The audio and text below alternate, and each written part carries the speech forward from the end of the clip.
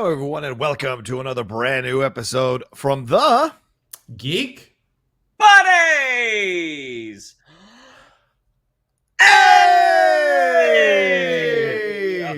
We're back at it again for another week of geeky goodness here on the channel for sure, and here on the show. And we're brought to you yet again by Carbon Health here all month of November. And as we start here into the month of December, Carbon Health being one of our sponsors as well. I want to give them some love here and let you know Carbon Health is a leading national healthcare provider with a mission to bring high quality healthcare to everyone.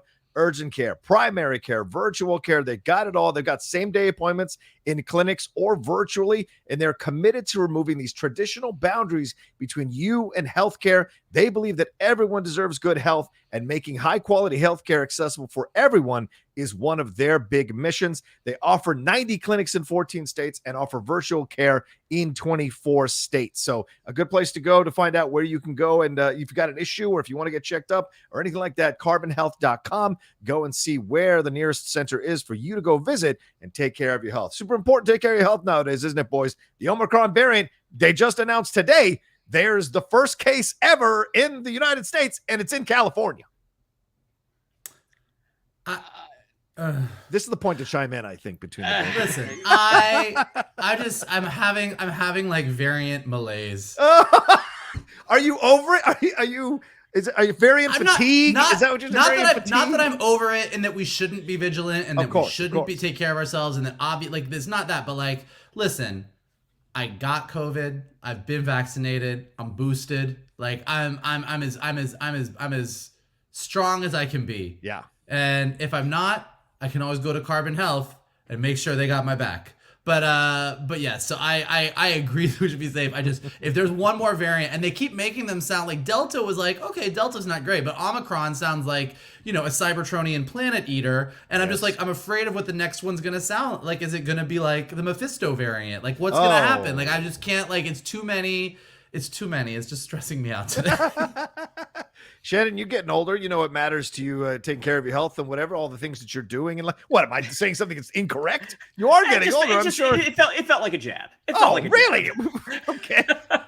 Fine, you're not aging a day, Shannon, but still you worry about your health. Don't you think it's important? Of course. And knowing that we're not near the end of the Greek alphabet makes me sad with other potential variants that come. I really hate to see the day when we get to double Delta. Right. But yes, staying healthy, very important. And it sounds like Carbon Health can help you with that. Yeah, and we're actually going to talk about in one of our stories about a character that didn't go to Carbon Health because they're not from this galaxy, but their story gets to continue. Mike, he's way out there now. No. Bring him back. It's gonna make sense. I really love the if only Boba Fett had Carbon Health when he got out of the Sarlacc pit is where. By the way, we're the Geek Buddies. That's where we should take this. I appreciate it. I like it. It was a good. Yeah. It started to feel like he was Sandra Bullock out there in Gravity, just spinning around. But you brought him back. Good job. Maybe I'm getting sensitive in my older age. Maybe that's what's happening. They can help you with that too. Yeah, at some point down the road, Carbon Health will also start implementing some mental health services going forward. That's something they're kind of working on and previewing and testing out and seeing if they're able to do that. So not just taking care of you physically, but also mentally as well, which is super important nowadays with all the stresses we have in our lives. And let's go. But one of the things that helps you alleviate your stress, or some of the ways that you all have told us that we've alleviated your stress in your life, is this show, making you laugh, talking about the geeky stuff. And that's what we're doing here today. Before we get into it, let's introduce ourselves. My name is John Rocha. I'm the Outlaw here on the Outlaw Nation channel and one of the hosts and producers here on the Geek Buddies. Mike. I am Michael Vogel. I'm a writer and producer of animated TV shows and movies, and definitely could use some mental health. So that would be great. And Shannon. And this is Shannon McClung. I'm an animation writer and a television actor where you may have seen me on Brooklyn Nine-Nine, The Goldbergs, and American Crime Story, The People versus O.J. Simpson. Nice. And I'm also a co-host of the Geek Buddies. There you go. Good stuff. And for those of you who are joining us every week, thank you very much for staying on the train. For those of you who are new, thanks so much for trying us out. The way it works is each of us brings up a geek news story. We talk about it amongst ourselves, take a quick break, and get into our main topic. And our main topic, of course, how can it not be, is Amy Pascal's announcement this past Monday that there would be 3 new Spider-Man film starring Tom Holland, and then the reaction to that a couple of days later, trying to tamp down a little bit of the enthusiasms around this announcement. That's going to be our main topic, but I think Shannon McClung kicks us off here to start off the show. With trailers, or more accurately, TV spot. Oh. We've got a couple of quick looks at some things that are coming very quickly. They're going to be out in just a few weeks. The first thing we're going to look at is this 1-minute TV spot for The Matrix Resurrections. So when this project was announced, nobody really, they weren't really coming out. Is this a reboot? Is this a sequel? Even, I believe the film's screenwriter, co-writer David Mitchell said that the film isn't exactly a sequel in a traditional sense, though it manages to also contain the films that came before it. So we don't really know what this movie is going to be. We just know that per the Wachowskis, the visuals look amazing. Yeah. This TV spot gives us possibly a little peek into what this movie is going to be about. I mean, you get the callback to the first film where Keanu Reeves' Neo sees a cat and then sees it again. He experiences deja vu. And I believe it's Trinity tells him a deja vu is a glitch in the Matrix. And it happens when they change something. And that is the recurring theme in this TV spot. And it looks like this might be sort of the inciting incident that kicks off this next chapter of The Matrix. But gentlemen, what did we think at this quick 1-minute look at The Matrix Resurrections? Mike? I thought it was really interesting. Like, sometimes when you get like a quick 1-minute look or a TV spot, you're kind of like, okay, this is kind of like the main trailer, and they maybe added in a couple new shots, but they're sort of doubling down on that deja vu beat from the first Matrix and talking about that's when they change something, and take it all over. But then at the end of the teaser of the spot where they kind of say, well, why would you build new code off of old code? And they say, this isn't the story that we thought it was. It really is setting us up to be like, whatever it is that we are assuming this movie is, which is, Neo's trapped back in the Matrix, or this is that. Like, I think that a lot of our expectations are going to be shattered. That they're really going to try and pull a fast one on this. Which, given my feelings about the second two Matrix movies, could be a good thing or a bad thing. Yeah, right. Like there's a. I think that both. I think both. Revolutions and Reloaded. Thank you. I think have a lot of really, really awesome ideas in them, but I think sometimes bit off a little bit more than they could chew. And I really hope that with this one, they still tackle some big ideas, but I hope it's like a strong story. So I'm very intrigued because I think the deja vu angle of the first movie is something that I really always loved, but it does make me curious to see how and when the rug is going to get pulled out from under us and what is underneath the rug. Yeah, it's a little weird, isn't it? They make the connective tissue to Jonathan Groff. After that first trailer, a lot of people thought, well, Jonathan Groff is probably the villain. He's sitting in that chair in the psychiatrist's office. Is he messing with him? What's going on? But then they make that fade in this teaser spot from Neo's mouth being unable to open to Jonathan Groff's mouth being unable to open. And look, the word is resurrection. Resurrection is essentially a reboot. And are they rebooting the Matrix, but calling it a resurrection? And is Neo now becoming Morpheus? And Yahya Abdul-Mateen the second is a younger Morpheus. Is he the new Neo? Is Jonathan Groff the new Neo? I don't know. This is Yahya Abdul-Mateen playing the agent instead of Neo? A lot of people think he's going to be the young Morpheus who becomes this. So are they moving pieces around? Because this kind of fading into the faces, into different things. It's very, very interesting, and it makes me think that we're going to have like a shell game going on throughout the most of the movie until you figure out exactly what is happening here. But I like the presentation. I mean, it was pretty unsettling to see Carrie-Anne Moss kind of dissolve. That was unsettling as hell to see that part of this. And you hear Glitch of the Matrix over and over again. You get that Jefferson airplane song and all of that. So certainly this is going to be a mind trip is what you're going in for. Whereas the first Matrix movie did mess with your head, this idea that you might be plugged in or not plugged into this reality. Seems like it's going to go even deeper down that rabbit hole, so to speak, than Reloaded Revolutions did.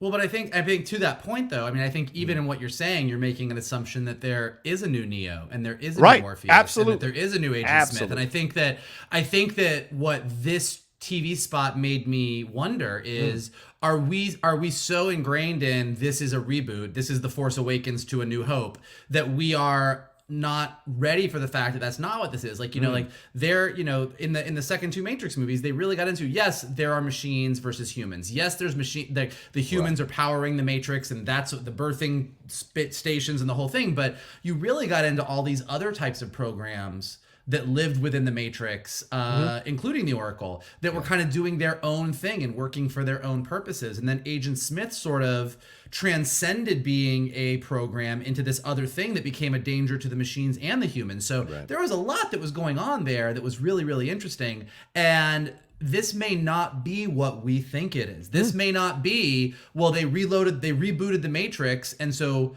Neo has been resurrected and Trinity has been resurrected and there's a new Morpheus and we're going to see the same thing but different. Yeah. It might be really, really, really different, which as I said, is either going to be, holy shit, they blew my mind again, that was great, or there's a lot of ideas here and it's interesting, but I'm not quite sure how does this all work. So I'm definitely on board for it. Even though this gives me some like curiosity about where we're going, it's good curiosity. Like I'm excited to see what's gonna happen. But boy, it's gonna be a lot to discuss. That's gonna be a long Geek Buddies spoiler review. I got a feeling. Yeah. I mean, there was even a shot in the trailer or in the TV spot, and it's quick, but you know, there maybe this is me overanalyzing things a little bit, but there's a shot of Lawrence Fishburne as he's breaking free when he was taken prisoner at the end of the first Matrix. So it's sort of like, okay, how much are you using the old movies? Did something happen in this scene where he was corrupted? I mean, you know, it's so easy to go down a rabbit hole of what if, but I think that's exactly what they want. They want the audience to be insanely curious going into this movie, relaunching a franchise that is, you know, over almost 20 years old now. So yeah, but Matrix Resurrections comes out December 22nd, and our next TV spot, a quick 30 seconds. It's so soon. It is in, oh my gosh, it's 3 weeks. 3 weeks from when we're recording this. Our second TV spot is just a quick 30-second spot, and 30 seconds is all you need for the audience to get more excited about the Book of Boba Fett. So it's a lot of the same footage. There is a shot of Boba Fett in a bacta tank because they don't have carbon health on Tatooine.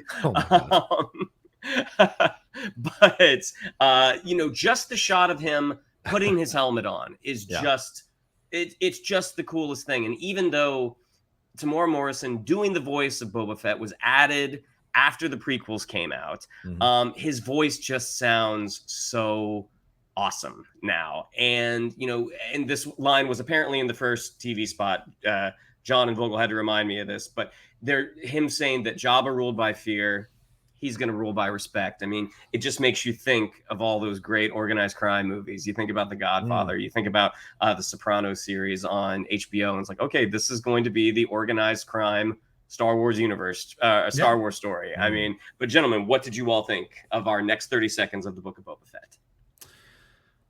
Honestly, seeing him in the bacta tank with the tube in his mouth got me so, like, I've never thought that was the shot that was going to get me. But yeah, I mean, just the idea that we are going to really kind of delve into, we're not going to just gloss over and he got out of the Sarlacc pit. That I think that, like, how he got out of the Sarlacc pit, like how he hooked up with Fennec Shand, what their past is. Like, I think we're going to, as we build out where he's going, as he's rebuilding this criminal empire, we're going to also get a lot of those bits of the story, which I think are going to be really, really interesting. I mean, when you really think about it, and, you know, obviously having Fennec Shand show up in Bad Batch, but even having the young Boba in the Clone Wars animated series, like, we know so little of Boba Fett from the actual original trilogy. He was a straight up badass in Empire Strikes Back. You know, premiered in the holiday special, straight up badass in Empire Strikes Back, and then had an ending that left a lot of people wanting in Return of the Jedi. True. And most of what we know about him and understand from him, in addition to the introduction of his father in the prequels, happened in Clone Wars. You know, happened in seeing a young Boba and understanding sort of the criminal underworld and people he met with there. And so I think seeing that carried over into live action is going to be really, really interesting. I'm jazzed. And also, I'm enjoying the hell out of Hawkeye. So the fact that I get to ride Hawkeye right into Book of Boba, like, guys, call Carbon Health because my heart is a pitter patter. Oh my God. Yeah. I mean, 30 seconds. And like you said, majority footage we've seen already, but hearing him say, I am Boba Fett, seeing him put on the helmet, seeing him kind of swagger around this. And then as Michael pointed out, it feels like just like this is the pattern of the Disney plus Marvel shows. So, and the Star Wars shows as well. The flashback is told over time. Remember the Mandalorian, the first season, we didn't really find out his issue with the droids until way later in the show. So they keep you kind of teased with this. And so we're going to probably see episode per episode, little flashbacks, a little more information, a little more of fleshing out. Who pulled him out? Who put him in the back of the tank? What was all this? What was all the situation here? Why are the Tusken Raiders being featured so prominently? And shout out to Jennifer Beals. I mean, that woman is absolutely gorgeous. And to even put all that stuff on her, all the makeup and the costumes, and she looks even more beautiful. It's pretty incredible to see. And I'm so curious to see what she's going to have to say about this, what her role is going to be in all of this and how it's connected. Because they keep featuring her prominently in all these ads. So I'm excited for that as well. So what is the process? What is the goal? And in the end, what if he can't corral Tatooine? What if he can't corral this criminal empire to do it his way? What's the response, and how many people are invested in keeping things the way they are? How many powerful people are invested in keeping the way things are? Going to be curious to see how many of those people show up to go after Boba. And is there any chance that Lando shows up or some version of Lando shows up here with Boba? Is there any chance that's a possibility or no? Probably not, because if this is 5 years after Return of the Jedi, I mean, they would have to do some serious de-aging on Billy D. Williams or get Donald. Or get Donald Glover. I don't think you can have Donald. Donald is supposed to play the young Lando. Yeah. But this would clearly be Billy D. Lando. I mean, like, we've seen Lando in Empire and Return of the Jedi. We know what he looks like. If all of a sudden Donald Glover showed up, it's like, it would break the continuity a little bit. I'm not opposed. Like, Donald Glover can play Lando as long and as much as he wants because he was great and he's amazing. Like, I'm down for as many Lando stories, but it's like, because Billy D is Lando in Empire, and Jedi and Rise of Skywalker, it feels like he's the one you would want. And I saw him in Rise of Skywalker, and it doesn't look like 5 years after Return of the Jedi. No, it doesn't. But he's still wearing the same clothes. I will say this: after having seen Ghostbusters Afterlife, the idea of characters or people who've gotten older or passed away being brought back in a certain way, we're getting closer and closer to that possibility happening in films or TV shows just like this, where you don't actually have to get the character. You could just get them to do the voice, or the actor rather. You just get them to do the voice, and the CG and special effects will handle everything else. So I'm very curious to see how much farther we're going to go out with this technology, because it is moving quickly. It is getting better and better every movie, and we weren't that far away in Ghostbusters Afterlife, but from having a person come back fully, and it's insane to even think about. So maybe something will pop up here. I mean, is Leia a possibility as a kind of hologram? You get maybe Billy Lord to do her voice, or someone from the Clone Wars is doing her voice, or the other stuff, and you have a version of Leia.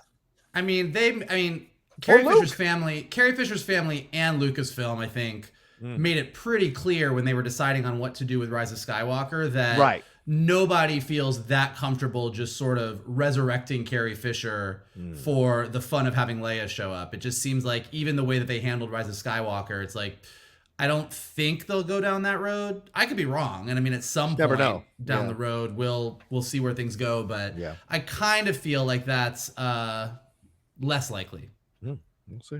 Yeah, I would agree. I mean, at this point, there are still, just 2 years ago, The Mandalorian, Mando and Grogu, those are original characters. Those are brand new people. So I think there's a lot of space to create new characters in Star Wars. I mean, Fennec Shand, she's been around for 2 years?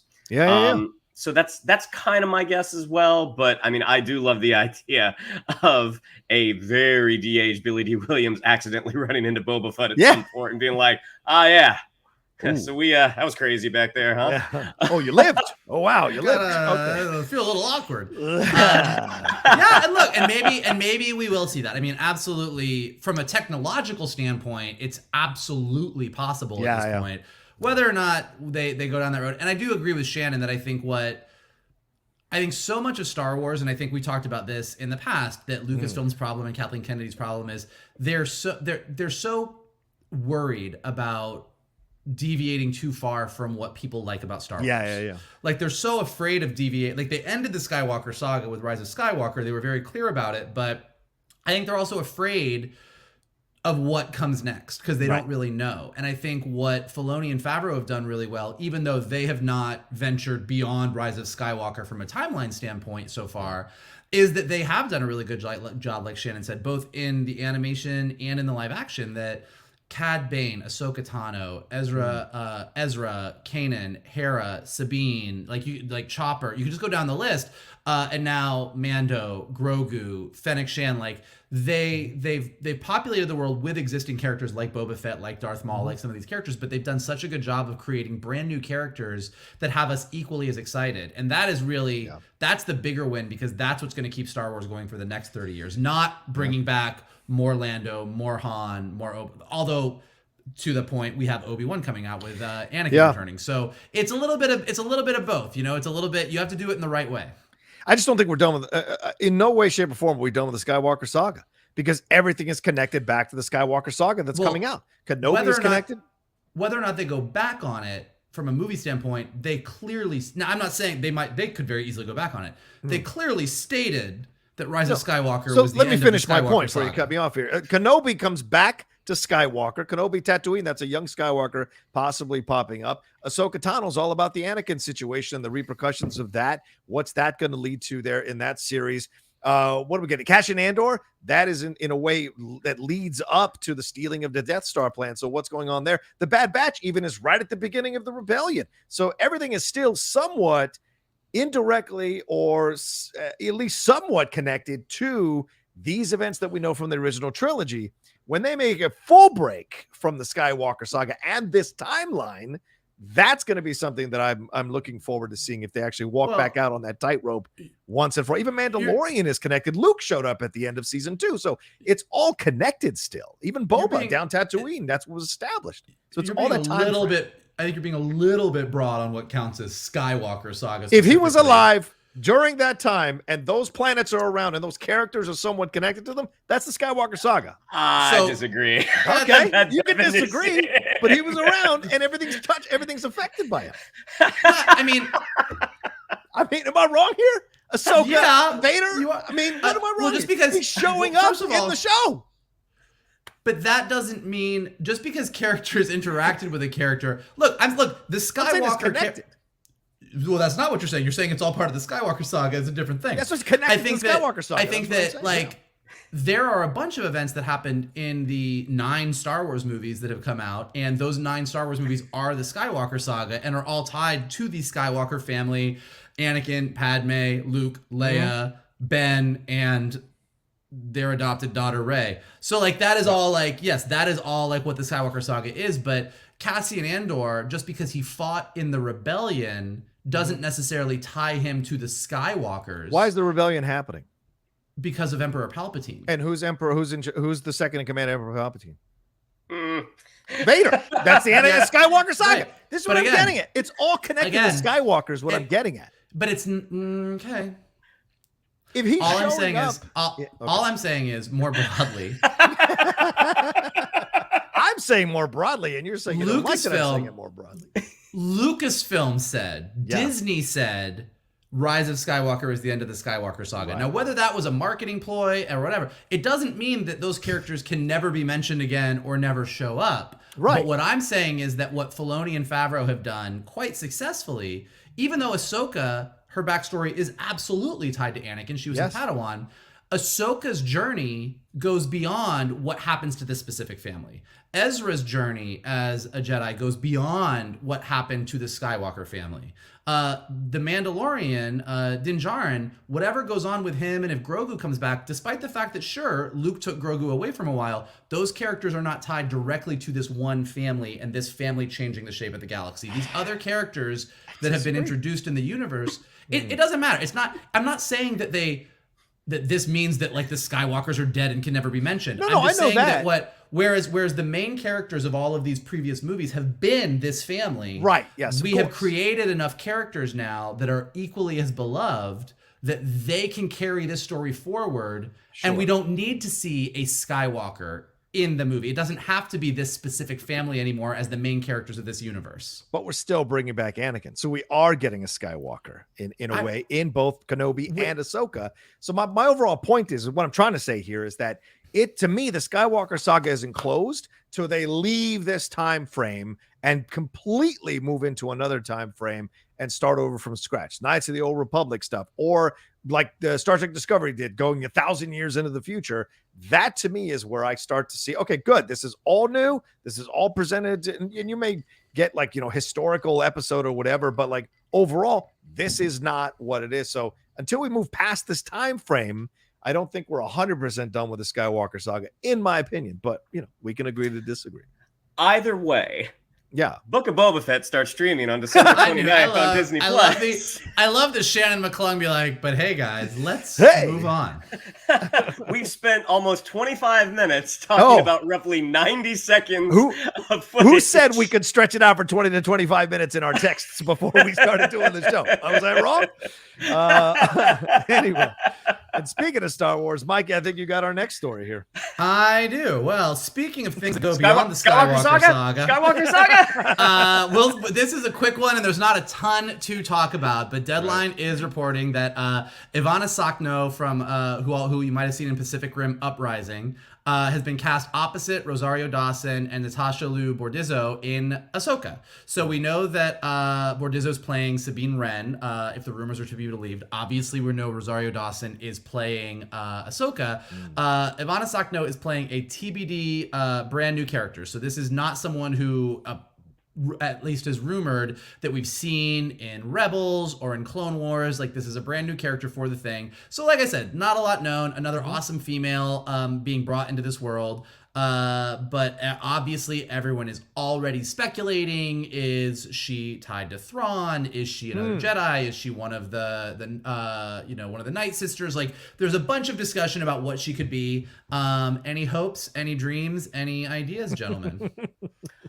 My and you can't say Skywalker. Anakin's niece. No, there it is. There went my idea.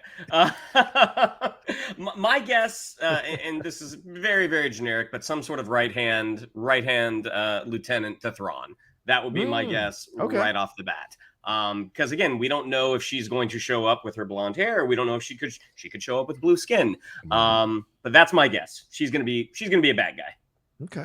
All right. Yeah. She seemed. I mean, there's gonna have to be someone for them to fight against. So yes, I think her being a bad guy is. I wouldn't guess beyond bad guy, but I would guess antagonist of some kind. Yeah.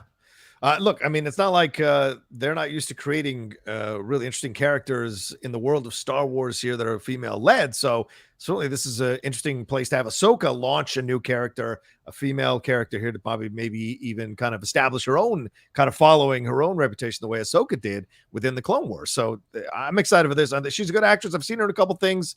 I saw her in that High Fidelity series before I stopped watching that High Fidelity series. I thought she was good. I don't remember him.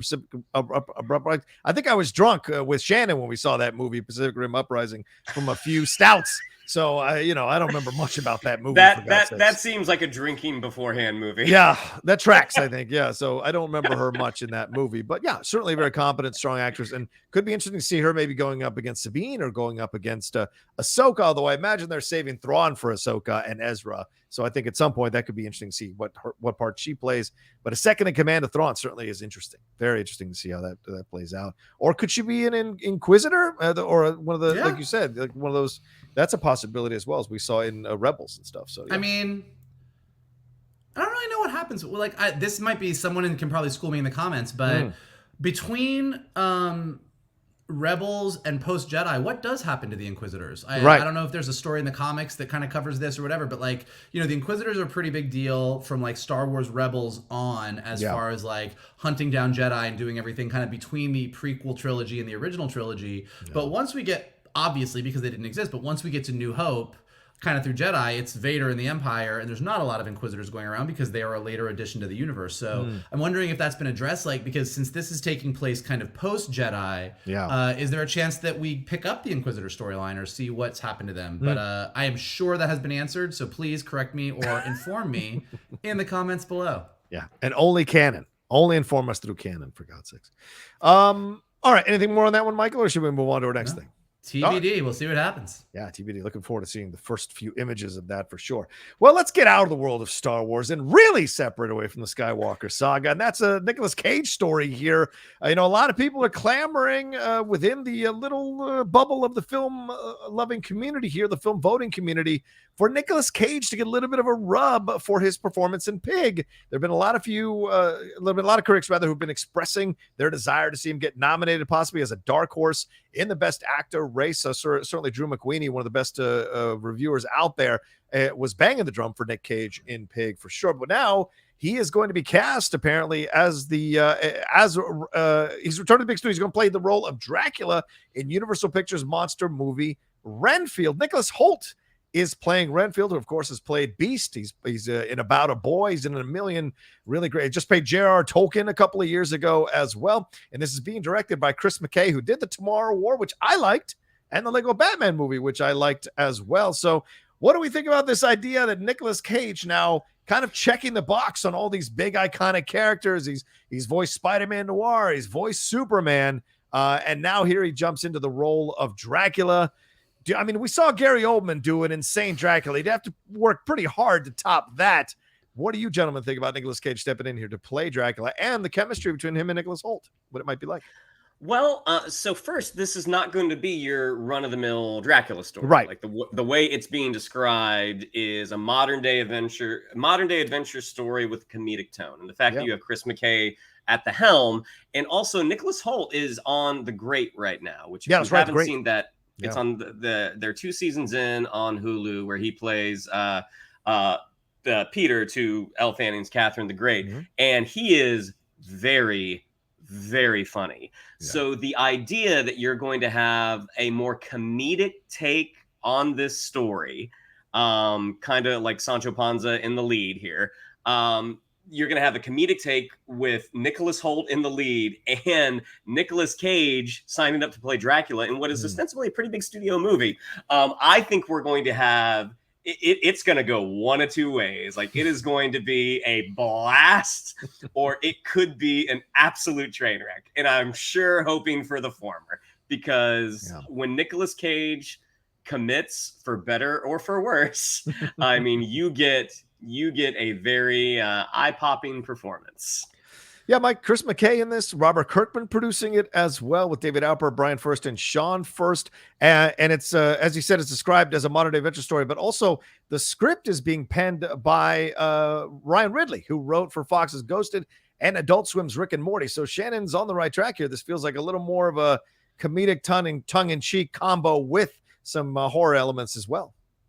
I'm just real curious to see what the hell it is. Like, it's like when you say Nicolas Cage is being Dracula, I instantly am filled with dread, and not the good kind, not the good vampire kind. But then when you look at the people behind it and you say, okay, this is what it is, I'm kind of with Shannon. It's like, okay, well, in the right context, Nicolas Cage's Dracula is one of those like strokes of genius, because you're like, well, for this version, this is great, but it has to be exactly right. Otherwise, it's just like he's an odd. His choices of the past decade or so, I'm just like, man, what a journey. Well, I don't know what goes on in your head. I don't know. Like, he's someone who's like I wish I could kind of take a peek in his head and just see what's going on in there, but I think that I would probably go mad and not ever come out again. Like, he's working through something. Yeah, someone was saying that he is apparently building some sort of pyramid that will be where he gets entombed when he dies. And I haven't verified that, but a couple of people have told me that, and I'm like, there's just a certain level of genius in that I think wrong monster, Nick. Wrong monster. Literally, I was like, that's a full Rocha move. What? I would never. That's ridiculous. I'd have a live funeral, but I would not have entomb myself in a pyramid, for God's sakes. I'll say that now. I'll you say that now. I'm sending a drone over your house later down in San Diego. See if we can building it out in your backyard. I want to get buried in a back-to-tank coffin. I just want to get buried in a back-to-tank with the hat on. For God's sake. with a scrawled dialogue bubble on the tank. Am I being dramatic now? Well, I mean, Mike, just real quick before we wrap up the story, you make a good point here. He had been known for quite some time, because this is his first major studio film since 2011. Let that sink in. It's been 10 years that he's been out there kind of, working in the salt mines of independent film and smaller films and films straight to DVD and stuff. But over the last 3 to 4 years, he's kind of worked his way back into consideration for certain roles. I think it started with Mandy, and then eventually when he was the voice of Spider-Man Noir, and then Color Out of Space, which a lot of people really liked as well. Then you jump into, he did the sequel for Crude's A New Age, of course, the voice of the dad there. But then Prisoners of the Ghostland, people seem to like. Willy's Wonderland, people really enjoyed. And then Pig, which a lot of people loved, including me this year, showing that his talent is still there, and he's coming into a second phase or a third phase even of his career as he embraces these older roles and plays these characters. So it's exciting. Yeah. Look, I think there's a high chance that he's batshit crazy, but I will say that what he has done, which is really actually quite impressive, which is as opposed to doing the typical studio thing where you're like, I gotta like, I'm either going down I'm going to be the bankable commercial action superhero star, or I'm going to be that Oscar guy who goes after those Oscar roles, but it's all big budget studio things, or I'm going to try and be both, the few people that kind of have attained that level of being able to go back and forth. Yes. And he was like, fuck it. I'm going to go do the weirdest fucking movies that I can find. And not only are my fans going to follow me to watch those films, but they're going to be kind of into it. And it's going to bring me back around where I went and did a bunch of the shit that was so weird that I'm back on top, baby. And like, that seems to be the way he's going. So it's like I said, I think the likelihood of him being a crazy person is high, but it's a crazy thing that's working for him. So he should just keep on keeping on that road, because it's like, you do you, Nick. To the Vogel Nick Cage is probably crazy point. So Seth Rogen wrote a book called Yearbook, and there's an audio version on Audible that is immensely enjoyable. It's just stories of him from when he was a kid in Canada to when he first got to Hollywood. And he tells a really great story about when Nicolas Cage was possibly going to be the villain in The Green Hornet.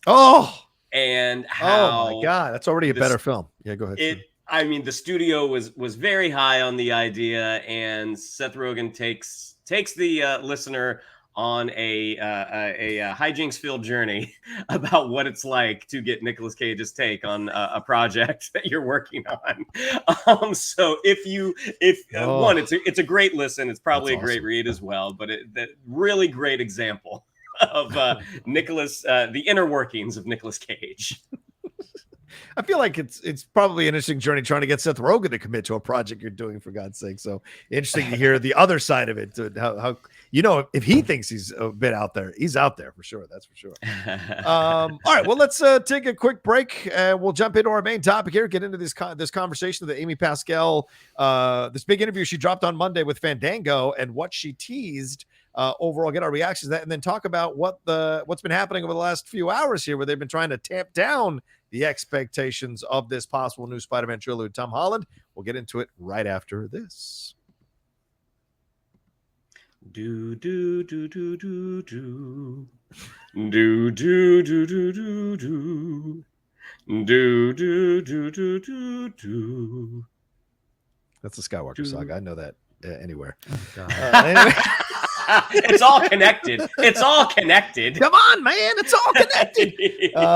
Anyway, let's get into this thing. All right. So on Monday morning, the Geek Buddies were woken up by a text from one of our friends, JG, at 6:30 in the morning or 6:15 in the morning that this interview had dropped from Fandango. Eric Davis over there at Fandango, a guy whose work I've admired, have met and talked with him for a few times rather over the last few years. He interviewed Amy Pascal We're about to get Spider-Man No Way Home. We're literally, I think, 2 weeks or a little bit over 2 weeks away from the film coming out. And she was talking about the process and what it was like to bring the actors back to play these villain roles and how everyone just said yes. She even talked about a live action Miles Morales possibility that starts with the story. They're kind of working on that. But the big thing that everybody seized on is there was a question that Eric Davis asked her about wrapping this up, wrapping the Homecoming trilogy up for Tom Holland, because this is the last movie that he is contractually connected with Marvel and Sony to do as Spider-Man. And Amy Pascal dropped this bombshell. She said, this is not the last movie that we are going to make with Marvel. This is not the last Spider-Man movie. And she said, we are getting ready to make the next Spider-Man movie with Tom Holland and Marvel. We're thinking of this as 3 films, and now we're going to go on to the next 3. This is not the last of our MCU movie. So let's just deal with that bombshell. Mike and Shannon, what were your reactions to it? And what are your reactions now, a couple of days later? I mean, sure, that's great. Everybody, as everybody's been talking about this, and I was talking to some other people, and I think we've kind of touched on this a few times as we've been covering No Way Home coming out. Yeah. You know, everyone's really concerned, well, is this the end of Tom Holland? Is this the end of Spider-Man? Is this the moment where the MCU and Sony shift gears to Miles Morales? And some people are saying, I think Tom Holland's probably tired of playing Spider-Man. I think he's probably done. And look, Sony and Marvel are making so much money. Oh, yeah. And you just look at the pre-sales on No Way Home that are rivaling Endgame pre-sales. There's no business sense in being done with Tom Holland. Right. You back the money truck up and you dump it on his lawn and say, whatever you want, you get. You are a Spider-Man that, the Tobey Maguire trilogy, no matter what you think of the first 2, Sony kind of squandered that with Spider-Man 3 and decided they needed to change it. Andrew Garfield didn't make it past the 2, and there was a lot of, people who were not thrilled with how those turned out. And Tom Holland and Marvel and Kevin Feige and the MCU, they have given us a Spider-Man that, even if it's not your perfect Spider-Man, even if you don't love everything about these movies, it works for everyone. This is the most popular that Spider-Man in movies has ever been. And he's been pretty popular throughout. So there's no reason that anyone would say, let's stop now. Yeah. And even with the Miles Morales of it all, in current Marvel comic books, Spider-Man and Miles are running around the city together. There's no reason that you have to follow the story and say you have to lose Peter Parker to gain a Miles Morales. Mm-hmm. And so I think that, if you're a business person, if you're Marvel, you're Disney, or anybody, you're like, we're keeping Tom as long as we can. So I've always kind of assumed that that's where that was going to go. I couldn't see any reason why, unless Tom Holland just despised Spider-Man, which he doesn't seem to. Right. I never thought there would be a reason that they would call it quits. So when she came out and said, we're planning 3 more, I'm like, yeah, of course you are. Really? Interesting. Yeah, it was definitely news in that that had not been confirmed, and based on what happened the rest of this week, it still doesn't seem like it's confirmed. Yeah. But it doesn't surprise me that that's their intention. Yeah, let's throw this in, Shannon, to get your thoughts on both of this. The Hollywood Reporter reported today that their quote is, Sony insiders note, though the studio has a strong relationship with Holland and Marvel Studios head Kevin Feige and hopes to continue their collaboration, there are no official plans for a trilogy at this phase. So they're kind of tamping down the expectations. And this isn't the first time that Amy Pascal has kind of said something in the Spider-Man connected universe. I hope I could say that, Mike. In the Spider-Man connected universe here, that kind of got her in trouble. Remember, she kind of said that Venom and the other film that they were working on at the time in 2017 was in the MCU. And Feige was like, you know what I'm saying? He was kind of shocked.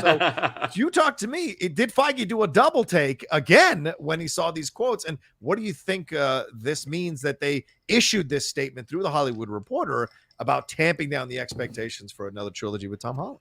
Well, to what Vogel was saying about Tom Holland coming back, I think now that they've gotten over that considerable speed bump after Far From Home, I don't think there will be an abrupt stop to the Tom Holland Spidey. I think he probably will get to go out like Robert Downey Jr., like Chris Evans. Like there will be some fanfare as to when it is his swan song as Spidey.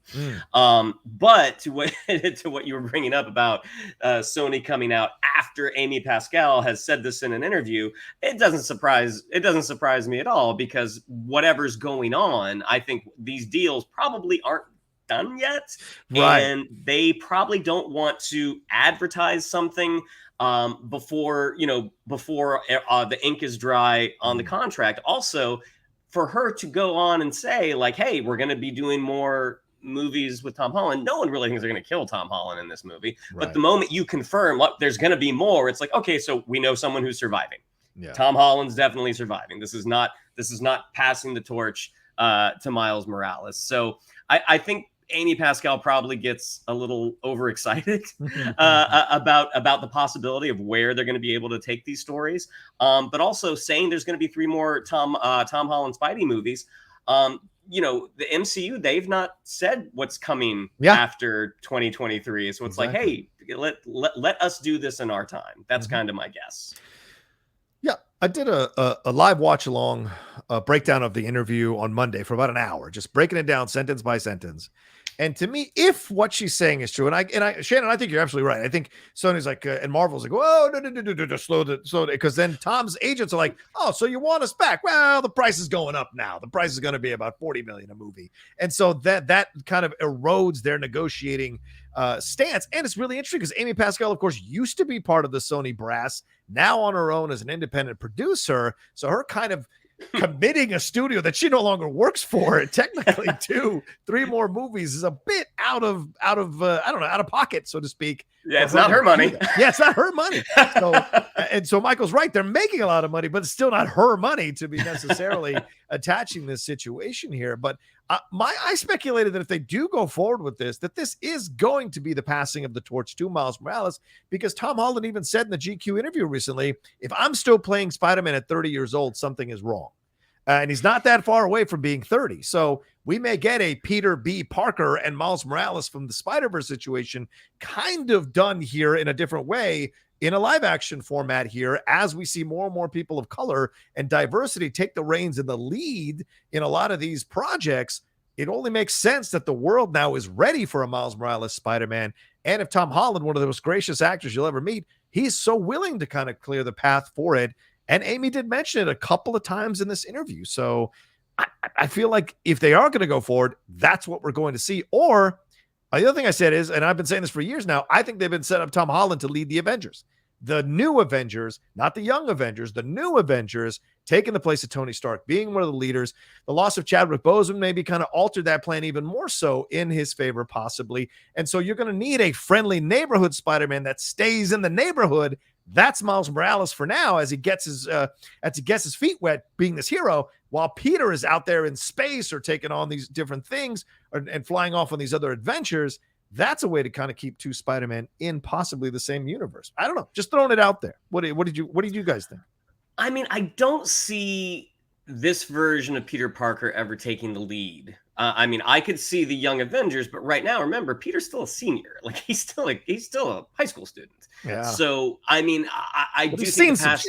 He's seen some shit. 100%, but he's not the only person that has. Like he does have, kind of senior members of the Avengers that would maybe be a little more fit for leadership. I do think the passing of Chadwick Boseman definitely threw a wrench in that, because my guess is that he would have done it. Like he would have become sort of the de facto leader. Doctor Strange, I don't think you can ever he's a little bit too much of an agent of chaos. Right. The audience reception, I mean, it'll be interesting to see how the Marvels does, because no one has really been like, oh, Brie Larson, she is the best. She has not connected with the entire audience. She's definitely connected with her people, but she hasn't connected in a way that that Tom Holland has. So I don't know, like thinking of our current roster and about who could take the lead, I got to say it's Anthony Mackie. I think it's really, I see him being the leader of a new Avengers team before anyone else. That's my guess right now. I could see that. Mikey, what do you think we get in these next 3 trilogies? And do you think I'm out, or next 3 films rather? Do you think I'm out in space with my thoughts? I don't think you're out in space. I mean, I think that when you're looking at the stories that you want with Peter Parker, given the fact that he is sort of Tony Stark's protege, setting him up to be some kind of leader of some kind of group of heroes is definitely a valid story option. And because of the popularity of Miles Morales, and because we all are expecting that we're going to get Miles Morales at some point, either the passing of the torch or those two guys working together is definitely also something. So I think the true answer is, unless it's really built in and baked into Phase 4's plans with Kevin Feige, which I think they purposely don't do. I think if Kevin Feige didn't have this to deal with the Sony of it all, he would have one version of what he was going to do with Peter Parker. But because they know that anytime they want to use Peter Parker, they've got to deal with this whole Sony issue.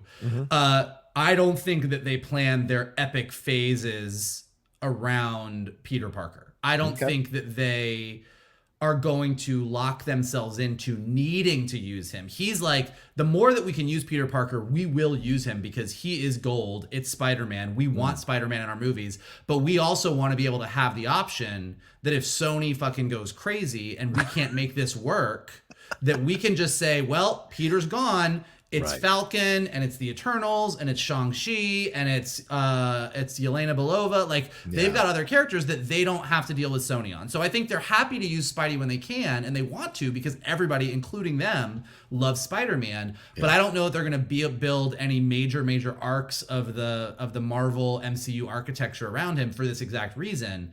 And I don't think Amy Pascal knows what this trilogy is. I think they're planning it, and they're clearly in early stages because there's no deals done. And I think where you are 100% right is, when you work at a studio is not a monolith. A studio is a bunch of departments, and each of those departments has a bunch of people, and everybody has personalities, and everyone is different.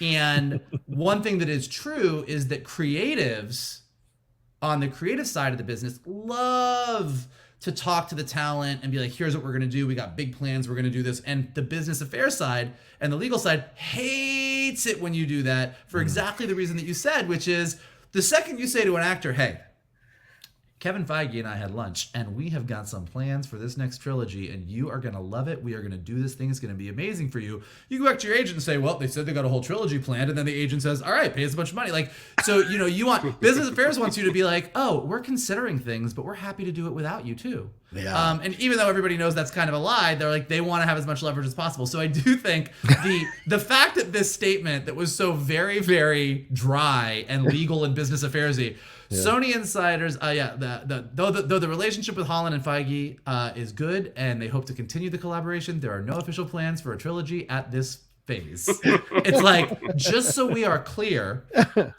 no. Yeah.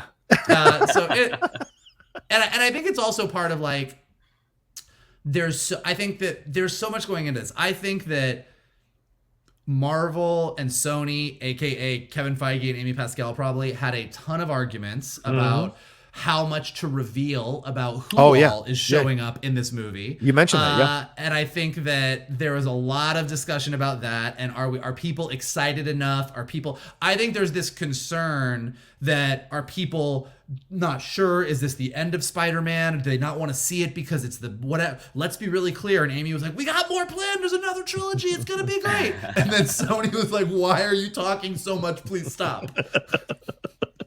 Well, and look, if we take that post-credit scene of the second Venom movie for what we think it is, then she wasn't wrong in 2017. Well, I know, I agree with you, but she wasn't wrong in 2017. So the Feige reaction may have been more like, don't reveal shit that's actually coming down the road 4 years later, as opposed to being like, they're not in the MCU. What are you talking about? No. I disagree with that. I think that when she said that, they hadn't made plans for it. They had not made plans. Okay. And I think Kevin Feige's reaction was, I have seen those scripts, and absolutely that is not part of the MCU. And then I think that made ridiculous amounts of money. Yes. And I think that then, as Shannon pointed out, they had this whole fight about, is Peter Parker even going to be in the MCU movies anymore? Yeah. And part of working that out was, hey, you might not like our Venom movie, but it made Marvel money, and we're going to keep going. And if you want to use Peter Parker, then here's how this is going to work. And then Kevin Feige was like, all right, well, we do have a multiverse, so I guess we can do this. And I think that's much, I don't think that they had planned back when that interview happened, when Kevin Feige gave her the double take, that they knew that in the post-credit sequence of Venom 2, they were going to all of a sudden be like, yep, it's all connected. Like, I think that kind of came out of their battles about what Sony and Marvel both planned to do with Spider-Man. And I think if I'm reading this right, Shannon, that she's saying that she threw a sandwich at Feige when he tried to kind of pitch how he was going to reboot Spider-Man or redo Spider-Man, that she was in tears about it because she loved the character so much and didn't want to have another attempt at this thing and change it so drastically. But yet it's totally worked, and she's clearly on board. But I also want to get your thoughts on this. She also teased that we might be getting something. So, because now you throw everything in, and now it's just like, well, how much of truth is she telling her? Because she said we might be getting some footage from Into the Spider-Verse 2 very soon. She said very soon, not soon, not in 2022, in a couple of months. She said very soon. What is the possibility that we get a teaser trailer before Spider-Man No Way Home? Oh, I think that's highly likely, because isn't it coming out December 2022? Mm-hmm. Oh yeah, I think that's very in play. Yeah. Because didn't we get that Spider-Man Miles Morales thing last year, Mike, in December or November, kind of teasing that the sequel is in motion? Maybe. I thought we got that. Yeah, logo. Yes. Yeah. Listen, I think that probably, and I don't know, like, listen, I'll be more than happy to go to see No Way Home and get a Spider-Verse 2 trailer. So I'm 100% on board for that being true. I think it is true based on the Kevin Feige, Amy Pascal interview from however long ago that was. Yeah. What has happened this week is Amy Pascal is just a very excited talker. And I think that she is very gung-ho, but as much as I think it is true that she said, we have a trilogy coming out, and Sony Legal and Business Affairs was like, oh, it is equally as true that she could have said, there is some Spider-Verse 2 footage coming very soon, and the team over at Sony Pictures Animation, who is scrambling to get stuff done, was like, why did she say soon? Like, there's this very, it could go either way. I mean, they've been working on it for a while, and I'm sure there's some level of footage done, whether it's footage that they're ready to show, whether it's a full trailer yet, remains to be seen, but definitely I can't wait to see what it's going to look like. Yeah, and I think when No Way Home comes out, I don't think we're going to get any other MCU trailers. I don't think we get a look at Doctor Strange 2 until after Spider-Man is out, because what's going to happen, and it seems like it's going to lead into the Doctor Strange sequel. Yeah. So the fact that if we get something like to capitalize on the incredible hype that this movie is already generating, the fact that you want to put a little Into the Spider-Verse 2 that's connected to the print, that makes total sense. A lot of eyeballs will see that. Yeah. Also interesting, after we just watched, I think all three of us have watched the Hawkeye episode 3, a certain somebody possibly shows up, and that show is going to be done after Spider-Man No Way Home comes out. So is there any chance that person shows up in all the madness that's showing in Spider-Man No Way Home? I don't know. That's a possibility as well. I saw a poster that was like what fans' expectations are of Spider-Man No Way Home, and it was like the Terminator, the Predator, the T-Rex from Jurassic Park, Marlon Brando. King Kong was in the background. It was everybody in Space Jam 2. It was everybody. Yeah, it was like I don't think that if that is who we think it is. Yeah. I just don't see a reason why they would need to be in No Way Home. Yeah, fair. Okay, fair enough. Yeah, fair enough. I mean, I kind of agree that the world of No Way Home is going to be a little bigger than this very big character. No, fair enough. Anything more that you all want to say on this? Anything more that you anticipate? And look, I want to throw something in as someone who works on this side of the business. These questions are vetted before they're asked. Let me tell you that right now, ladies and gentlemen. When you're at that level that Eric is at Fandango, you present the questions to Amy Pascal and to the publicists, and you let them know.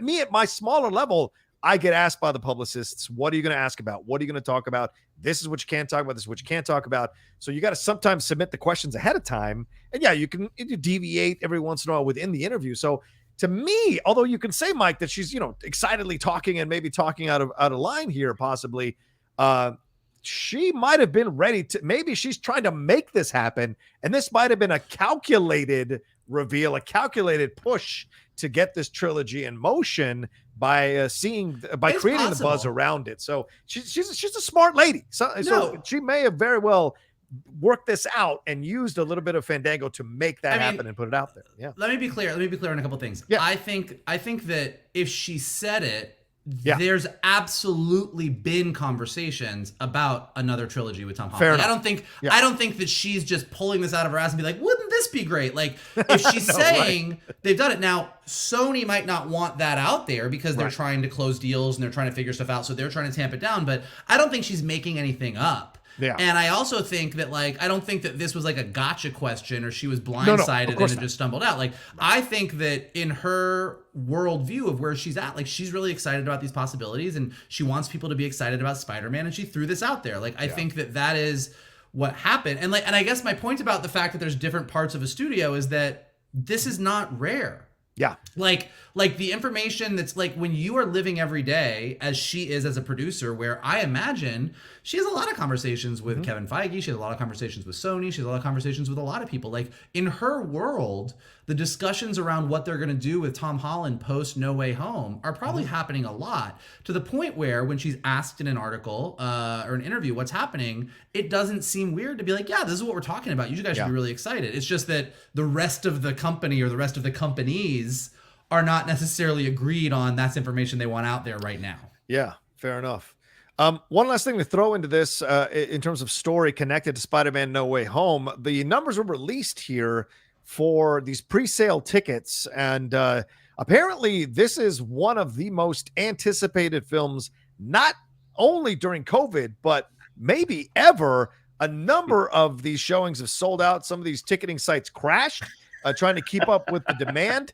According to Fandango, they reported that its pre-sale records, it shattered, Spider-Man No Way Home did, it shattered its pre-sale records for 2021, beating out Marvel's Black Widow. It's actually outpacing blockbuster titles such as Avengers Infinity War, Spider-Man Far From Home, Star Wars The Last Jedi, and Star Wars The Rise of Skywalker. It doesn't mean that it will translate to 258 million or whatever that was Infinity War or what have you, because of some limits here and possibly the Omicron variant becoming something that people are talking about now.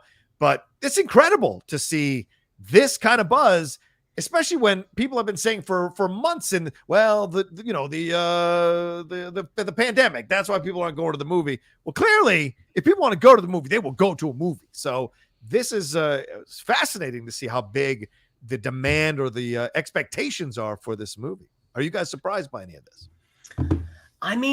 This is a true post-Endgame movie. This is good point. Not only multiple heroes, this is multiple villains. This is kind of unprecedented that you're taking elements from franchises past and incorporating them into the most popular version of Spider-Man thus far.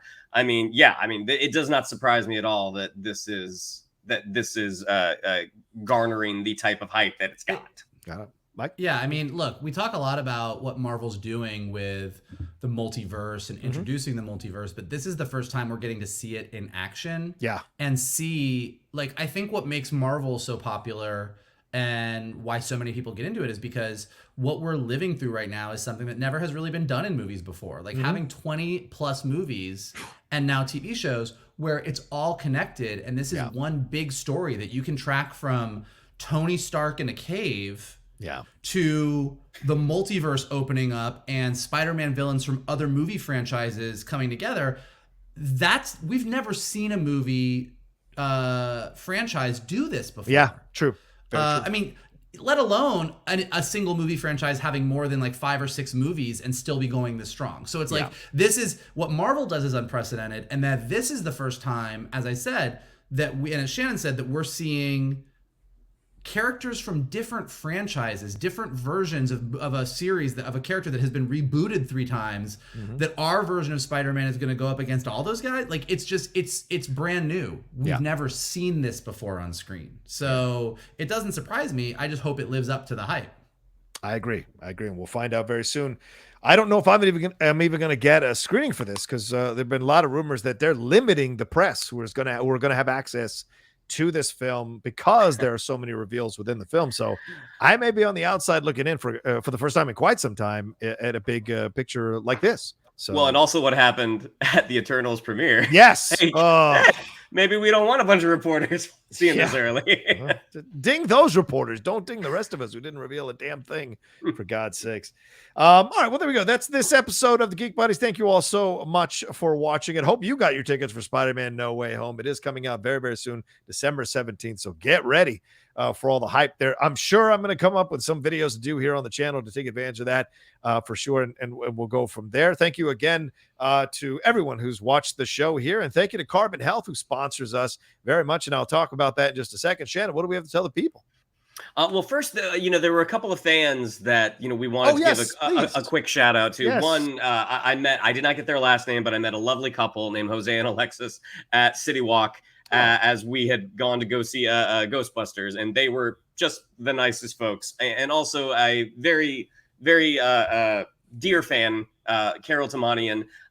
We hope you're doing well. We talked on social media about some, a loss that you had recently. We just wanted to let you know that we're thinking about you and we hope you're doing well.